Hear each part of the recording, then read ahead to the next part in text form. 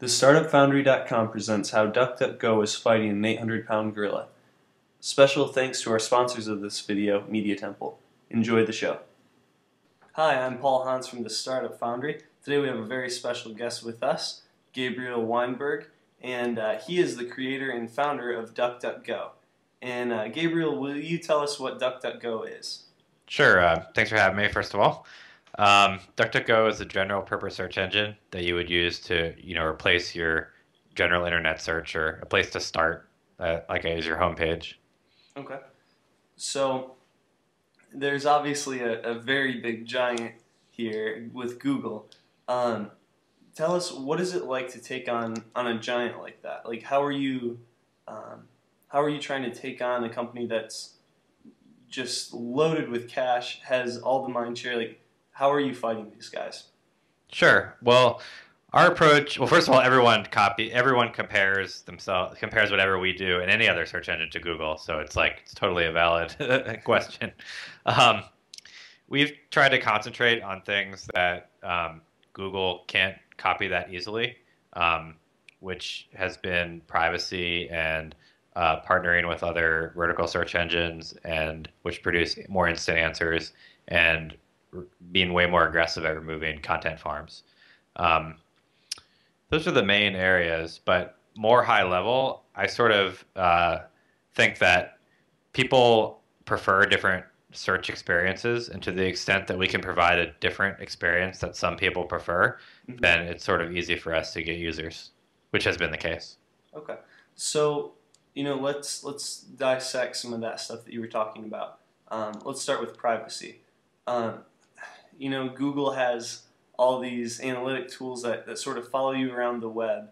Um, and how are you better than Google in that area as far as privacy goes?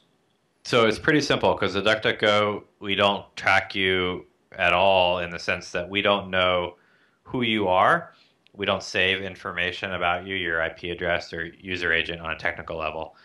So we have no way to tie your searches to you or even tie your searches together in an anonymous way. So you're completely anonymous when you use DuckDuckGo. Um, that's very different from Google, which tracks your searches and ties them together, whether or not you're logged on and across the entire internet. Okay.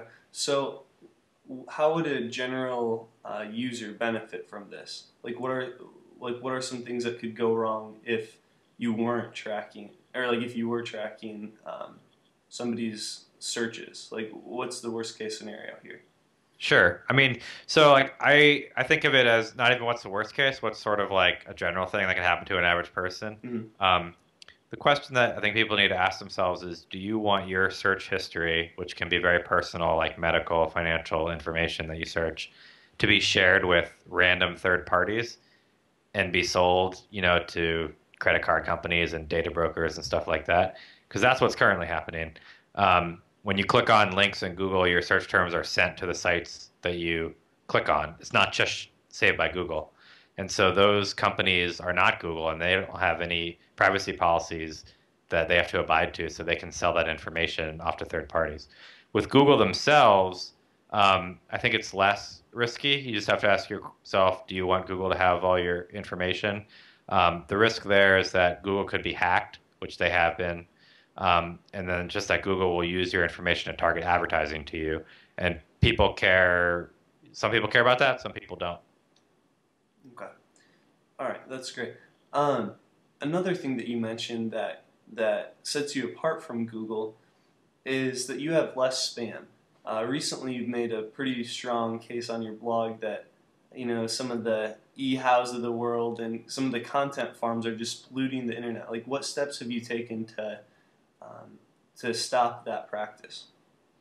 This was one of the focuses right from the beginning, and one of the motivations for even starting DuckDuckGo. I had noticed a lot of increasing sort of commercial and irrelevant, even totally irrelevant results because they were nothing but ads essentially appearing on Google.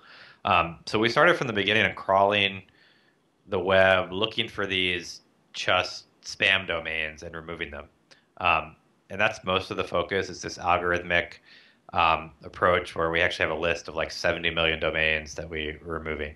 Um, then there are at places like eHow where as soon as we launched the search engine, we started getting complaints like, okay, these domains are appearing all over the place and it's completely low quality content.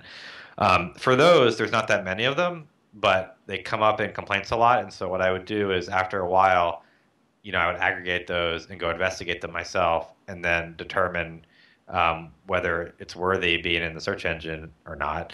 And if it's not, then I would just manually remove them. Okay. Do you think that's a step that all search engines should take?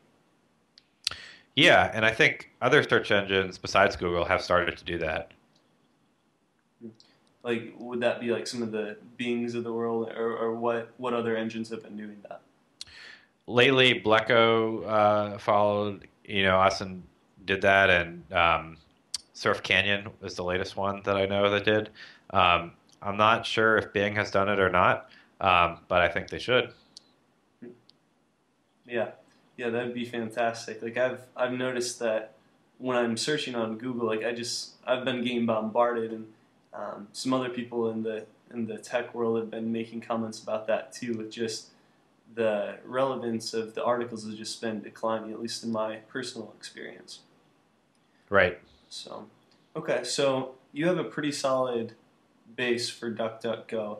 Um, like you have some really great tech features. What about users? How many people do you have using this site, say on a monthly basis? Not exactly sure. This is the whole thing with the no tracking.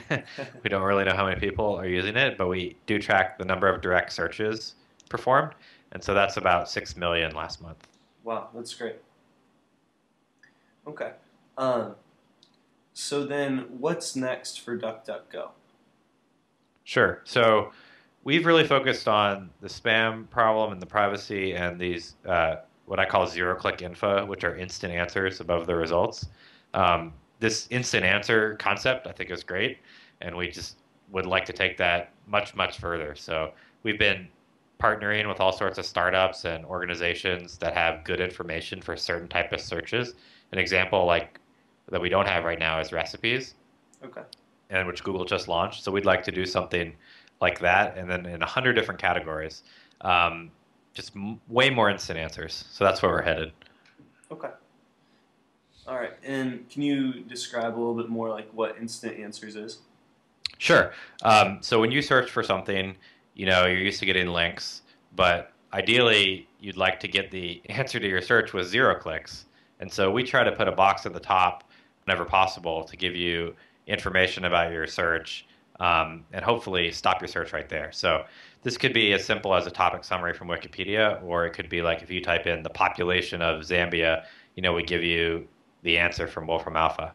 Um, and then at very specific verticals, like it could be a Star Wars query, and would give you the right information from the Star Wars Wikipedia. And so there are 100 of these great sites that have good information for certain types of queries. And so our job is to figure out which one is the best one for you, and if it matches, in a relevant fashion, then show you that snippet. Okay. Great. Let's talk about money now. And I mean, it's a pretty personal subject. Um, so, is DuckDuckGo bootstrap funded? Give us some background of the history of DuckDuckGo in that area. Sure, it's completely self-funded. We haven't taken any external investment. Um, it's been around for about 3 years. We make a little money now via Amazon affiliate. Okay. Oh, still there? Right? Um, Sorry, we lost you there for a second. You were saying you make a little bit of money from Amazon affiliates. yeah, we make a little money from affiliates, mainly Amazon, but as you can see, there's no ads on the site yet. It's not that we're opposed to advertising, but we're trying to find an ad provider that is willing to work within our privacy guidelines, which we haven't really found yet. Um, and so I'm trying to hold out until I can find someone that would be willing to work with. Would there be any interest for DuckDuckGo creating its own advertiser network, like similar to like the Google model, but saying, hey, like we're not going to track you? Yeah, absolutely. It's just that it is it's not an easy thing to do. Right. And it's And sort of a distraction from concentrating on search results. But ultimately, if that's what we have to do, then maybe we'll do that. Okay. Yeah, I was curious if that was going to be tough to try to get advertisers signed on to the no tracking thing when so much of their revenue is coming from targeted ads like that. So to the advertisers, they don't really care that much because on the search engine, even on Google, the actual ads they show on the search engine are not that targeted to you personally. They're targeted mainly to your search. Okay. And so we can do that fine. We can serve up ads related to cars if you type in cars. We don't have to track you to do that. But it's mainly the ad feed aggregators who have more of an issue with it because they want to be able to track. Okay. Yeah. Well. Thanks for your time here. Is there anything that our readers should really know about DuckDuckGo? I would encourage everyone to try it for a week, and I think you will be pleasantly surprised. But well, hey, Gabriel, thanks a lot for your time. We'll see if we can send some traffic your way. Thank you.